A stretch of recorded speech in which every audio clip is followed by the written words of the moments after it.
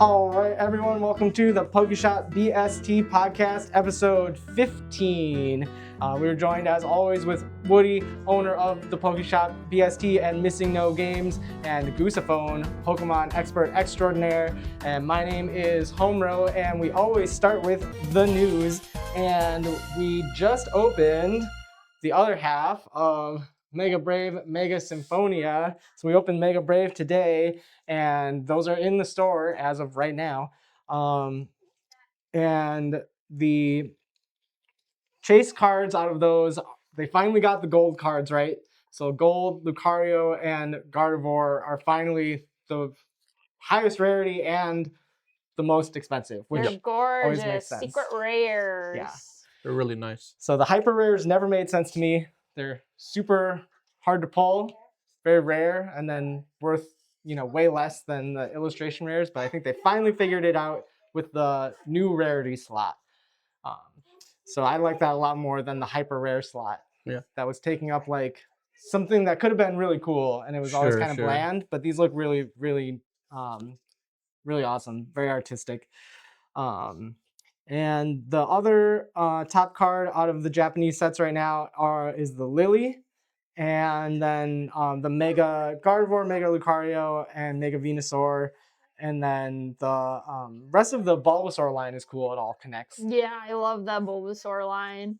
And I think my favorite card in this set is the Lieutenant Surge. The silly looking one? Lieutenant Surge? Yeah. I have not seen that one yet. So. He's like very cartoony and he's like lifting weights. Mhm. Oh, sure. Yeah, that one's really funny. We pulled not that Lieutenant Surge, but a different full art Lieutenant Surge. It's nice to see Lieutenant Surge in the card game. Yeah, back in the card game. Yeah.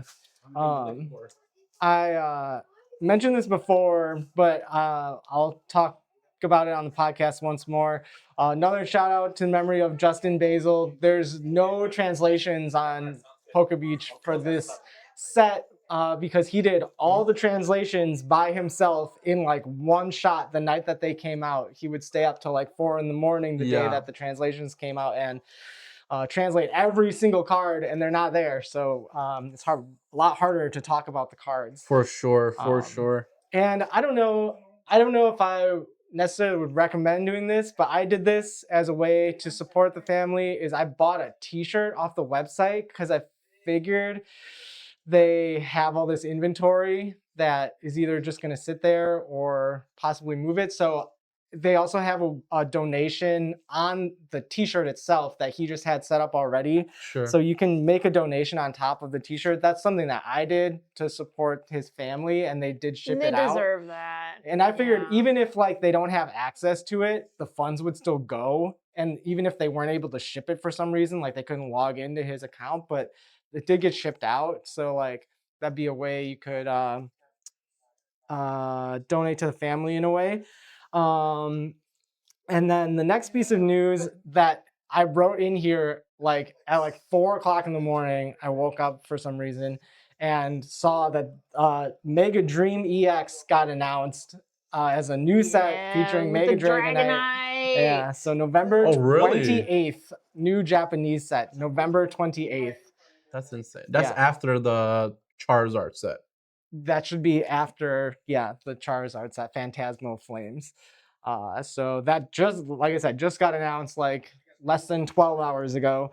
So that will be a good one. I'm sure have an awesome Dragonite, Mega Dragonite EX card in it. And then with so many new releases and a whole new era, the Mega era, like on our heels, the meta for the World Championships is like totally split between pro players. If you listen to this pro player or that pro player or this YouTuber or that YouTuber, everyone has a different opinion about the top S tier decks. Like the A and S tier decks are all in a different order. So I think, besides Gardevoir, so I think that puts Pokemon in a really good place where the meta is very diverse. It's changing with every new set, but it's not like completely being broken in half by just one deck taking up like 30 or 40% of the meta. That's not the way it is. I so. feel like Gardevoir kind of does do that though. It's not that much though. There's other card games like Magic where a deck will take up 40% of the meta, which is totally ridiculous. Way too much. Yeah. Yeah. So it's not quite there. Like all the other games I play, whenever they make an update, they completely break the game. But Pokemon's so good at putting stuff into the meta slowly and power creeping stuff slowly over time and not just going like, boom, bro. They have done that in the past, but they're not doing that right now. And we'll see how Megas slot into that. So that's the Worlds format just goes up to Black and White, right? Yeah, Black and White is legal. That's it. I don't think there won't be, obviously there's no mega set. Sure, so yeah. sure. Yep, it's all Scarlet and Violet era, and it timed perfectly. I think they did that on purpose. I think so too. Everything lined up perfectly, you know? Yeah, I think just Pokemon TCG is one of the best managed games that I've ever been like playing regularly for multiple years. Like when I was playing during Sun and Moon a lot, obviously tag teams are like insanely broken, but even still, like they got out of that and they like got themselves out of it. That was like the last time for me that like the card game was like totally broken. I'm sure people who play more than me might have more nuanced opinion about how they break the format. But to me, Pokemon's the best managed game that I play. And Goose, you will be at Worlds. Yes, I will be at Worlds. World Championships. I will be spectating and I will be participating in the cosplay showcase. Nice. Because this time, well, at the UIC, they rejected me for the cosplay showcase, but this time I didn't put my username. I just put my real name, which is Caitlin, and I didn't link my socials, and they accepted me. Nice. Because I don't think they wanted to work with me. Sure. No, this time I got in. I'm going to be cosplaying Mallow. I might bring my Butterfree cosplay if I can fit the wings into my suitcase, which I tested out, and I will have to bend them, but I think I can do it. I'm not sure what else I'm gonna I'm bringing one other cosplay. It might be Celine from Ultra Sun, Ultra Moon. I don't know, but it'll be something cute. Nice. Go, Caitlin. Yeah. I've never called you that, and I don't think I ever will. That's fine. You don't need to, but that's what they're gonna be calling me on stage this time. Nice. And then, have you been to Worlds before? I have not. I have never gotten a chance. That one year in Japan, when Worlds was held in Japan, I was supposed to. I had a spectator badge to go, but my younger brother's wedding was on the same weekend, and then I just had and I was part of the wedding, so I couldn't make it. I ended up giving it to my partner. And he went out there and had a grand old time. And he's been going to each one ever since, right? I think so. I'm not sure about. I think you got him hooked. Oh, he did go Hawaii too. Yep, he went to Hawaii. This year's in Anaheim. I don't know for sure if he's going this year or not, but yeah. I mean, this will be my first one. It's a fun time, I hear. So nice. Yeah, it looks like there should be lots of fun stuff. I know that you can film inside the Pokemon Center, so if you can do that, definitely film inside there. I did get a slot. And you had said maybe to have her pick stuff up like for the shop, sure. just to display or to keep as memorabilia for ourselves here. So maybe you can pick us up a couple things. Yeah. I get there on Friday, so I have my slot for Pokemon Center on Friday, so I should. I don't know. The ETBs might be sold out by then, right? But. I mean, maybe if there's like an exclusive plushie or something like that. There definitely will be. Some Psyduck stuff. But yeah, if you can grab any videos in there, we'll post some videos so people I got get the to Psyduck see. sweater from NAIC. That was pretty cute. Nice. Yeah, so that's exciting. Hopefully it's not too hot out there.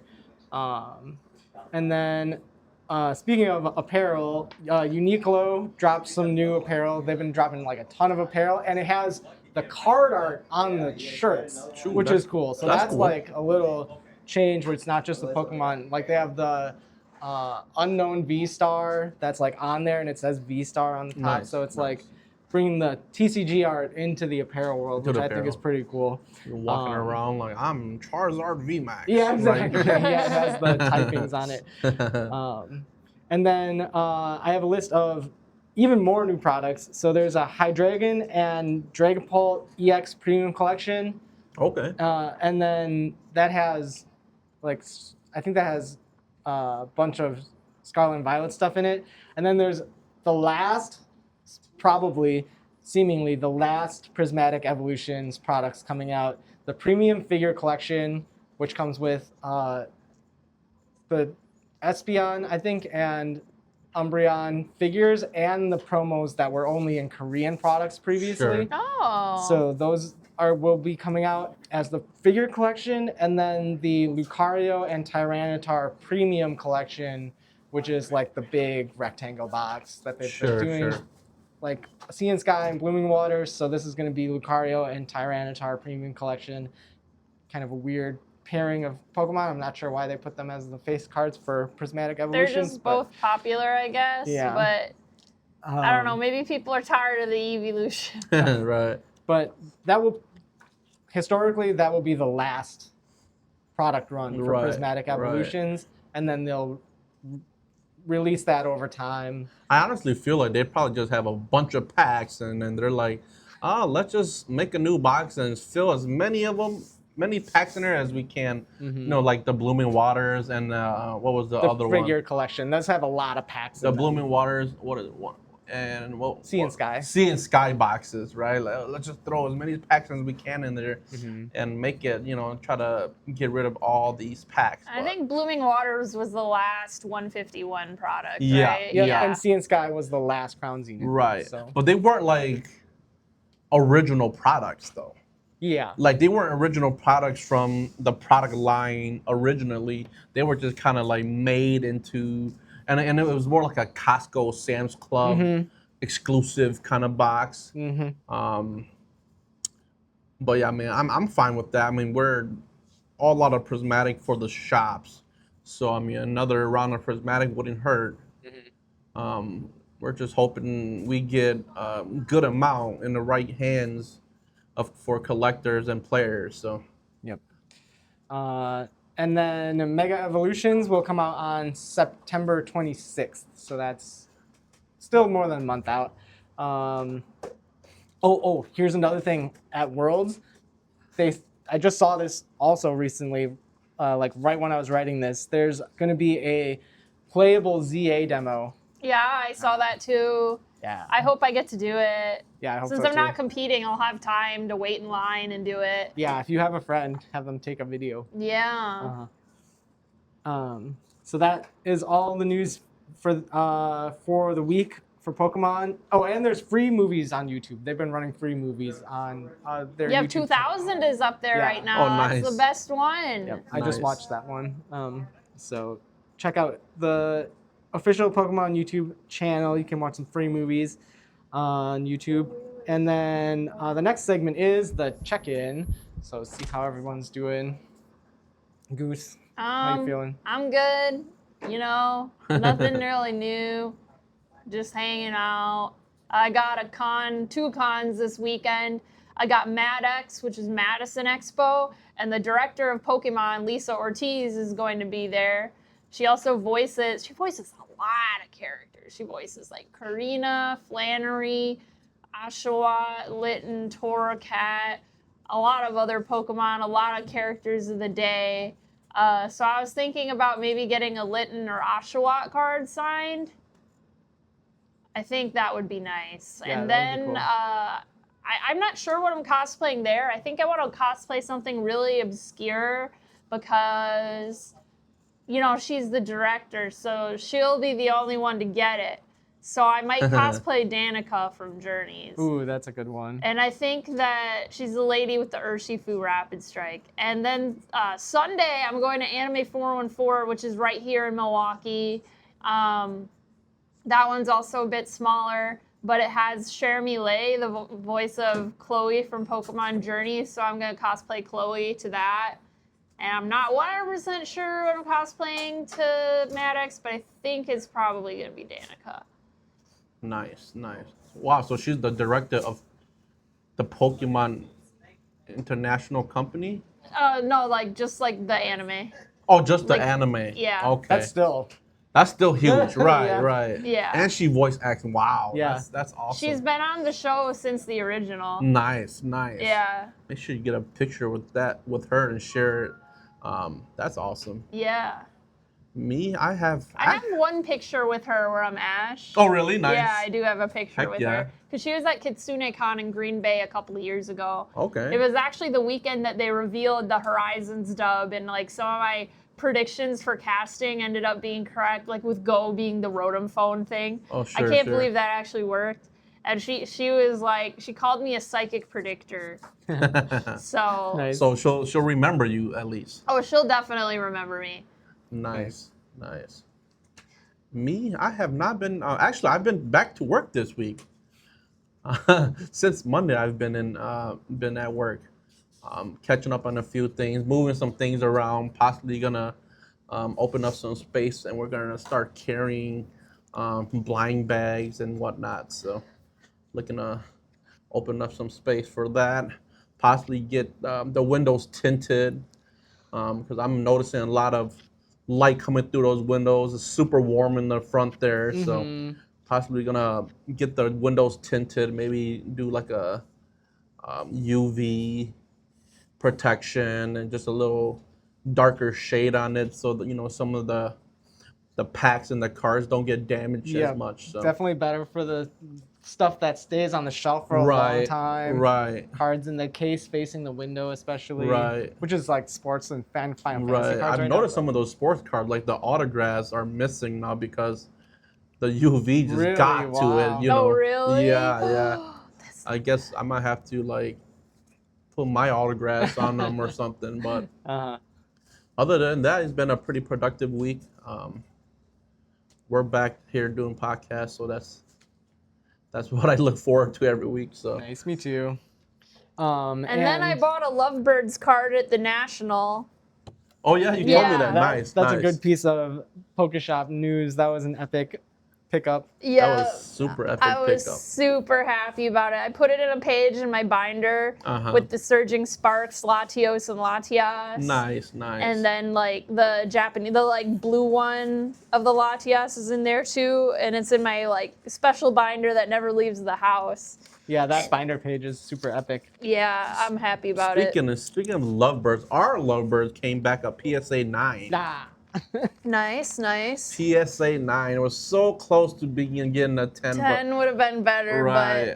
We're gonna wait and see once it gets back, like just to see if there's any noticeable imperfections or anything. I really want to crack and regrade, to be honest, because the price difference on a 9 and a 10 is just so much. You know what I I mean? should have bought it from you guys before you graded it. Right. I didn't yeah. realize you had one. I didn't even know either. I didn't even know what's that. We just got the email earlier, like, here are your grades. I'm like, when the heck did we get a freaking Latias Tag Team GX? Like, but our Gengar VMAX from Fusion Strike, the alternate art, did get a 10. So That's Nice. that's a good one. that's a big one there. But yeah, Lovebirds 9. We'll see what we do with it. And some of the other stuff that got sent with that submission is stuff where like a 9's okay.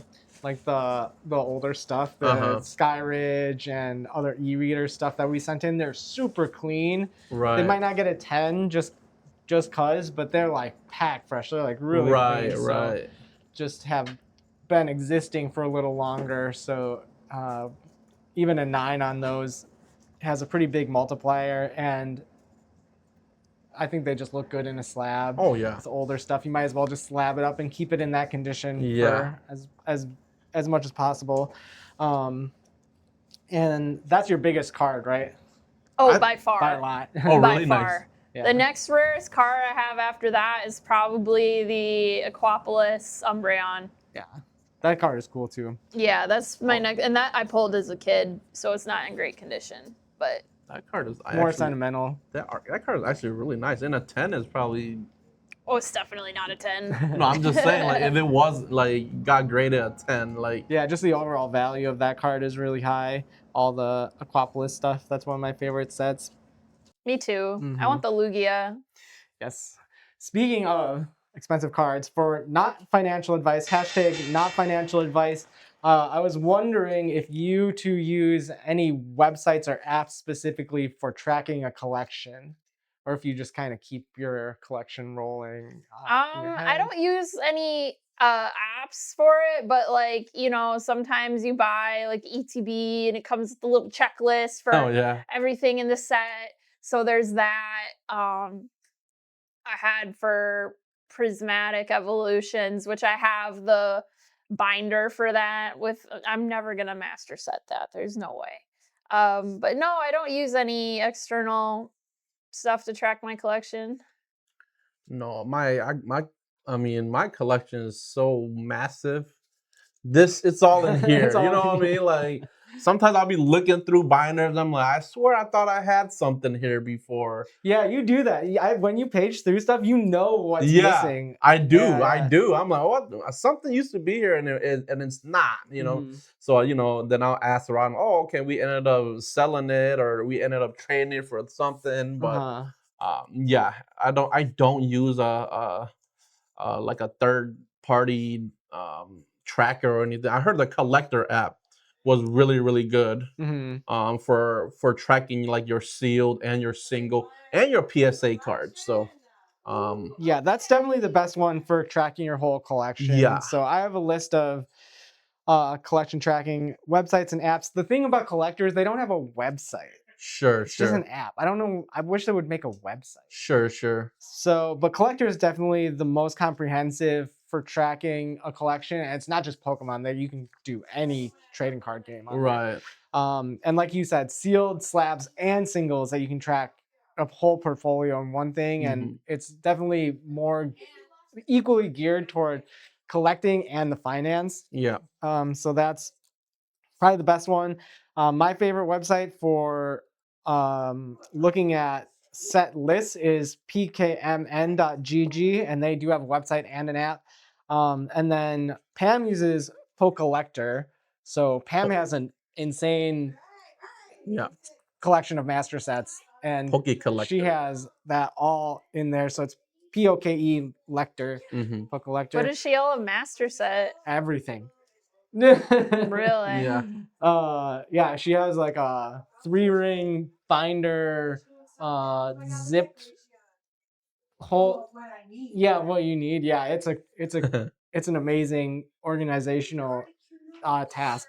And then pkmncards.com is the best way to search up something specific, in my opinion. They have the best advanced search. And then Limitless TCG is the best for the TCG Yep. and finding deck lists.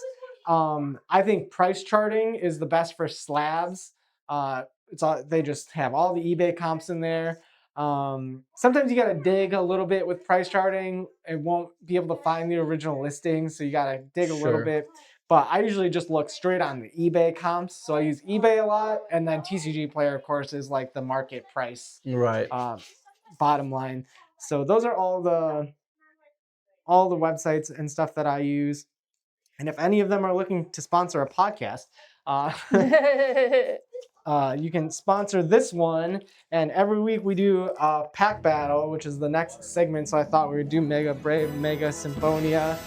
You can choose which one. You can choose. I will. Here. Okay. We're just gonna go right into it. We're looking for the gold cards. Cheers. There's a little thing right here. I don't know if you noticed. Oh yeah, I was cutting them.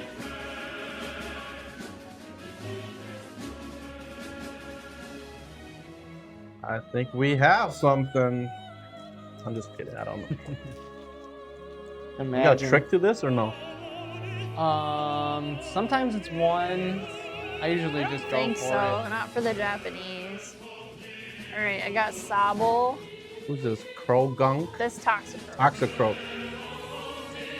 Chikorita. I have no idea who this is. It's Strudel. Strudel.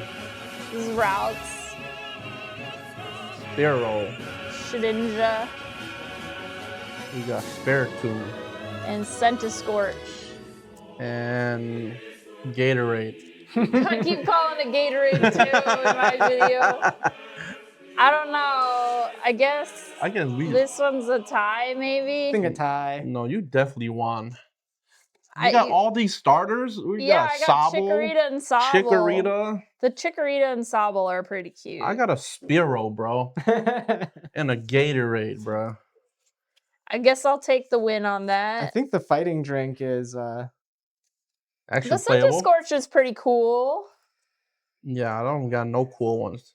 I think in pack battle terms it's a tie though. There's no like the pack value has to be like a tie. I forget that you only get 5 cards. What a Different. It's a different kind of open. it for is sure. a different. This guy's Yeah. cool though.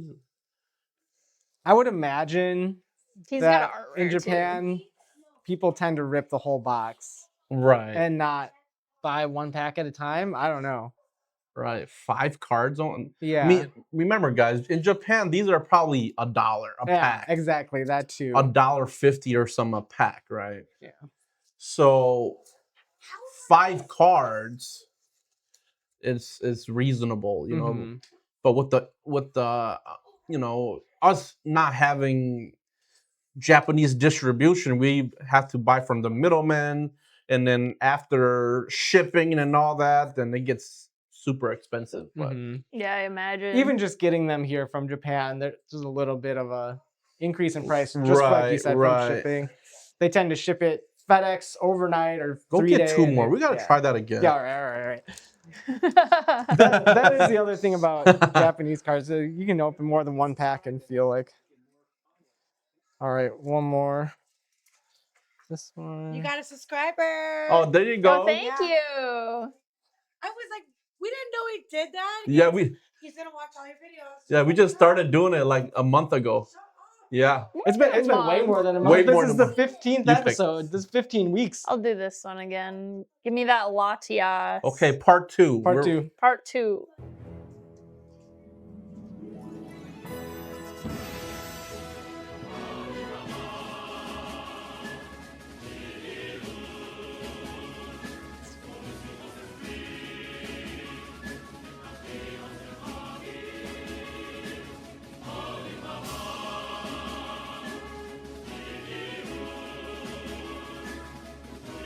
All right.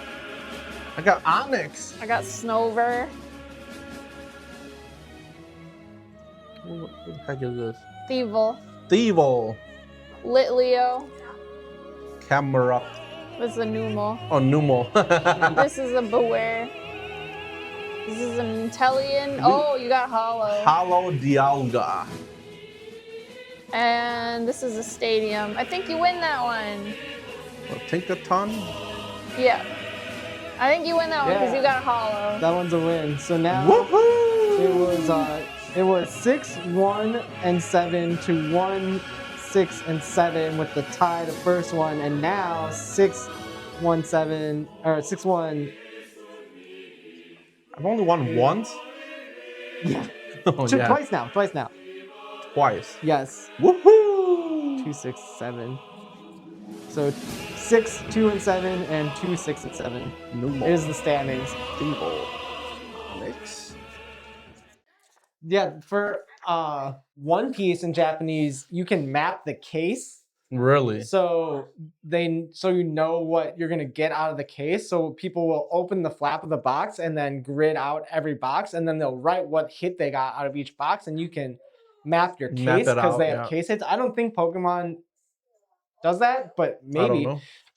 should let us I know in the don't know. comments if you know whether or not Japanese Pokemon cases are mappable. Because I know in other games it is. I remember as a kid, like Yu-Gi-Oh, when like Metal Raiders and Pharaoh Servant came out.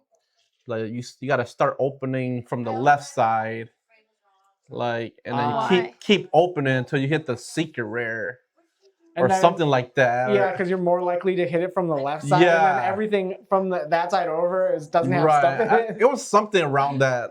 And I remember walking to the Osco drug around the corner from my house.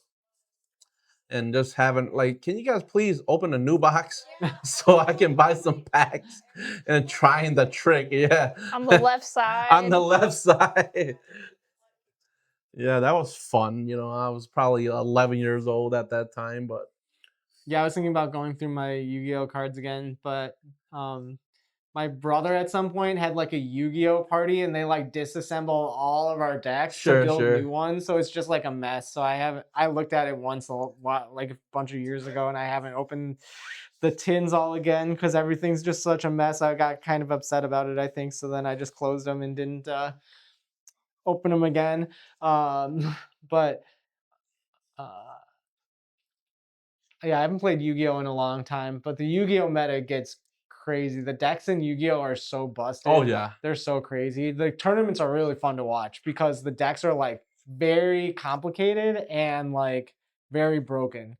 So it's a fun game to watch still, I think. But I stopped playing a long I remember time when ago. Yu-Gi-Oh first came out, and I didn't know how to play.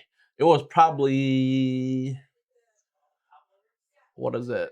End of middle school, so it was like 8th grade graduation, and I had the Kaiba starter deck. Yeah. And we didn't know how to play the game, so we just played it like the show, just kept summoning super, you know what I mean? You don't have to Uh-huh. sacrifice anything. You just like, yeah, I got a blue eyes. I'm killing your dark magician, and it was fun. And then when we got to like actually learn how to play again, like, oh yeah, this is tough, you know. Yeah, I played for real. I played for real, not in tournaments, just with my brother and our two friends, and then we would play 2v2 or free for all like Commander Sure. way before Commander was a thing. So we were Yeah. playing Yu-Gi-Oh Commander way back in the day, but with the real Yu-Gi-Oh rules. So I really enjoy playing Yu-Gi-Oh. I've only played Yu-Gi-Oh! And I used to go up north with my friends from college.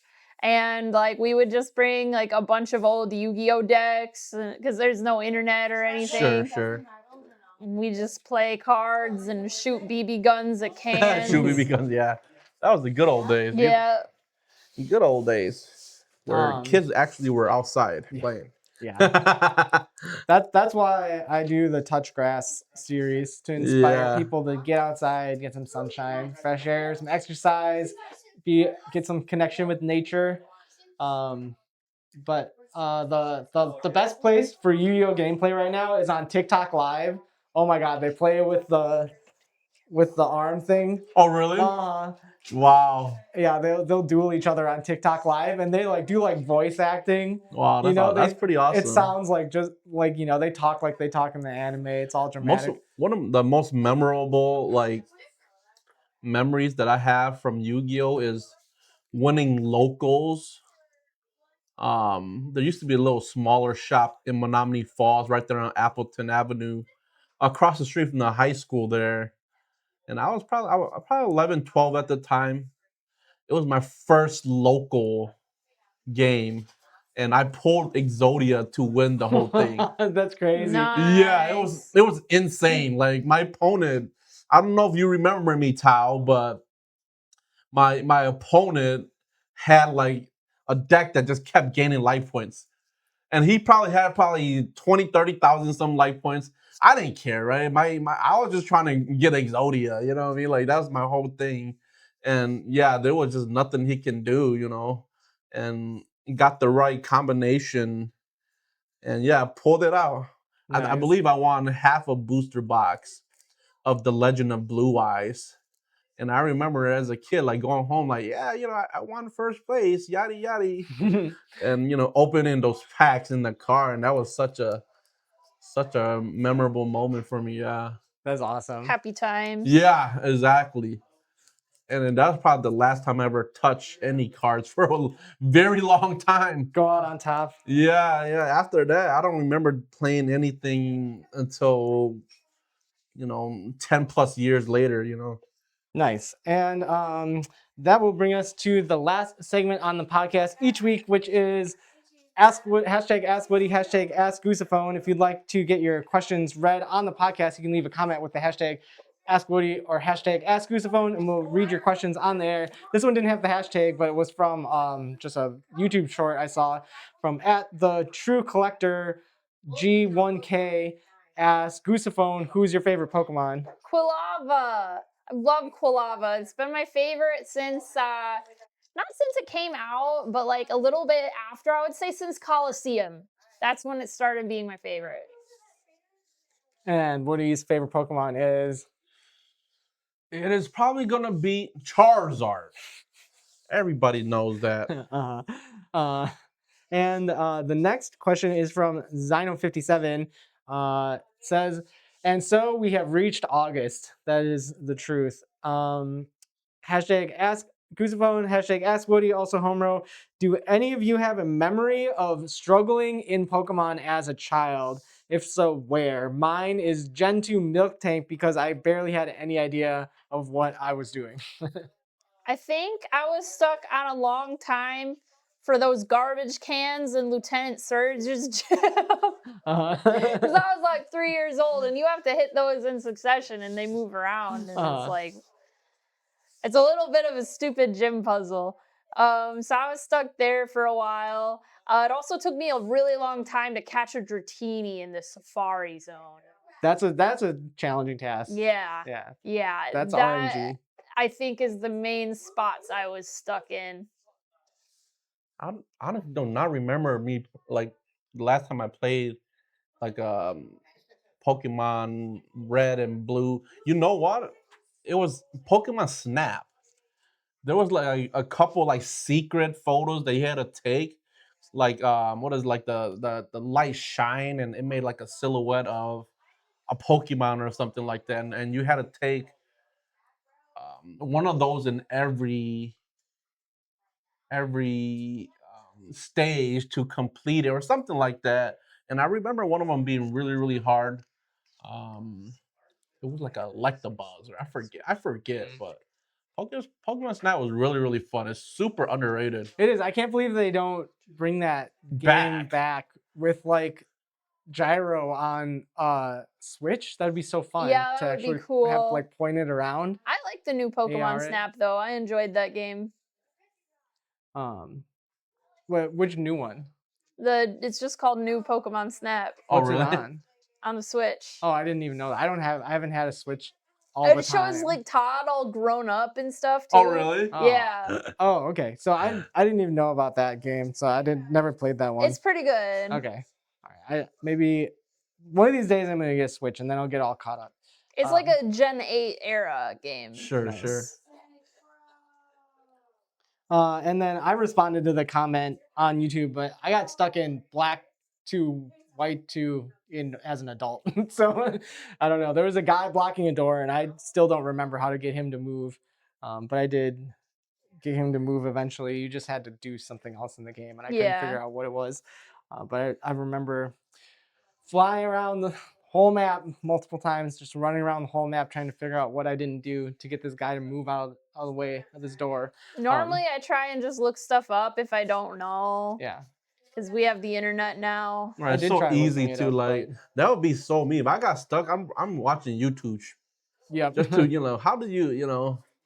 But imagine like 20 some years ago, we didn't you need the stupid little guidebook. Yeah, the magazine. Yeah, walk we through. didn't. I had all of those. Or else you just got to figure it out on your own. Yep. So then the final Ask Woody, Ask Goosephone is from Beastmaster Max. What's a real world location that inspired a Pokemon region that you would like to visit? I'd like to go to Japan, especially Kyoto. I want to see the temples that inspired the Burn Tower and the Tin Tower. Yeah, there are like an actual gold and silver pavilion that inspired Ecruteak City. I guess I have already been here, but the reason I went there was because I was inspired by Pokemon in Altamar in the movie. It's based off of Venice, Pokemon Heroes. And I went to Venice in my Human Latias cosplay. Nice.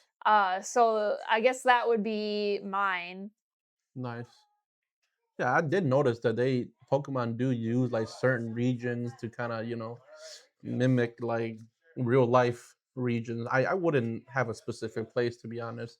It'd just be nice to go to Japan in general just to check out the scenery and just Japan in general. It'd be really nice. Hoping to go in the next year or two, but we'll see. Yeah, I think it'd be fun to go to Japan.